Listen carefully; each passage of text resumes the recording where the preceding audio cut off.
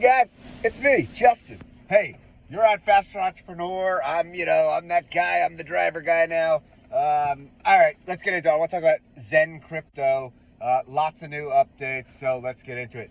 If you're not familiar with Zen Crypto, it was founded by a Google ex-janitor guy. I mean, he's actually pretty cool. His name's Jack Levin. But yeah, I mean, he was just kind of going around, I guess, like doing different things. He was like dragging things from, one place to another across the floor. Then he was dropping them in other areas, and he was just dragging. He got actually very famous for this thing called the drag and drop. Maybe you've heard of it. Anyways, Zen Crypto, fast forward, this guy now, he started Zen Crypto. It's a spam on the blockchain. But it's actually kind of cool because what it reminds me of is like the early days of Hex, except there's like no way, right? No big origin address that just holds all this stuff. Why do I call it spam? Well, because right off the bat, boom, and I'm not saying it's a bad thing, he's testing the limits of all these other blockchains in existence, right?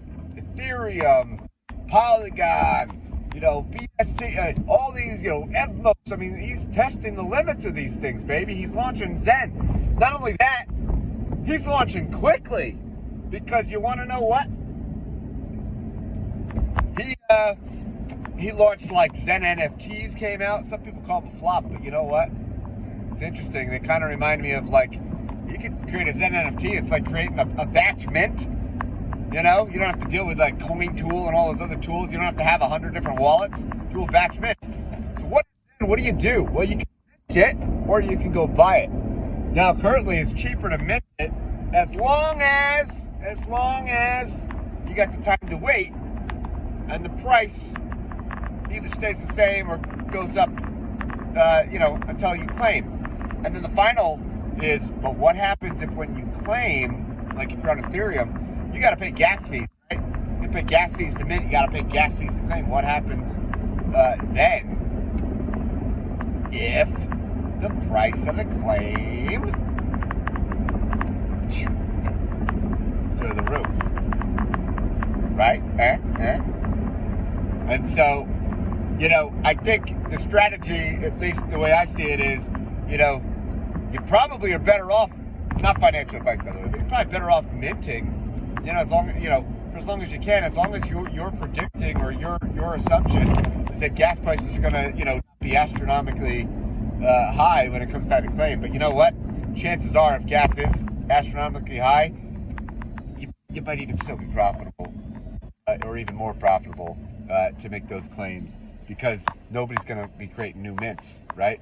So all the Zen that's in existence, people are then going to go buy it on the open market at that time, probably in greater droves, further driving up the price, further making, to offset the gains of any, potential future gas price hike that you could have. All right, so that's that.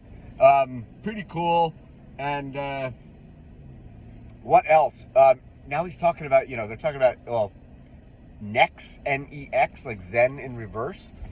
Looks like this could be an interesting project to potentially burn, game theory mechanism to burn some Zen, right? Anytime you're burning a token, taking some supply out. You got projects potentially, launching like Phoenix, F-E-N-I-X, and more so the speed at which, Jack and whoever's behind this is doing it. I mean, the dashboard, Zen Turbo, the tools out there, pretty cool stuff, guys. And this is all from an ex-janitor. So you know what? You better, a lot of people, ex-janitor, blah, blah. You ever see that movie, Good Will Hunting? I mean, sometimes janitors are like the smartest people in the world, and they get maybe not the credit that they really deserve because people don't even know about them. Hey, same goes maybe for delivery drivers. You know how many deliveries I've done of people they don't even get a tip. You're going through all this trouble. I mean, look at me. This is hard work, folks. This is hard. I mean, come on, it is work. I'm being a little facetious here, but he's this ex-Googler. He was. Oh, by the way, he was number 21 employee of Google, which is kind of cool. Which is interesting because I actually had an interview. I had an interview, and then they were going to fly me over to interview at Google many years ago. We had a giant snowstorm, never happened, and the rest is history. I never ended up going on any further, and who knows? I don't know if Jack was still there at the time. Maybe we would have known each other and been friends if I had gotten any sort of a job. But regardless,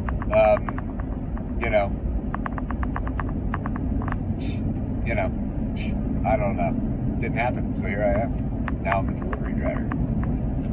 And where am I? Oh yeah, back to Zen. Now he's talking about creating an L1 blockchain. An L1 blockchain, folks. Why? Some people don't think it's a good idea. Like if you watch like Trevon James. Listen, Trevon, I actually do kind of listen to the guy. He's got all these like sound effects when he does his streams. I'm trying to listen. He's waking up the rest of the house. Like, can you calm it down, Trayvon, with that? Anyways, but an L1 blockchain, I don't know. I mean, this could be interesting. Listen, we've been looking. Hex says, Hex founder Richard Hart. Listen, I just think Richard Hart is kind of a little salty. Former janitor. Is basically outdoing him in like record time here. But maybe Zen does launch a blockchain. Maybe it's got no more burning mechanisms. Maybe it's got projects in the future and years to come.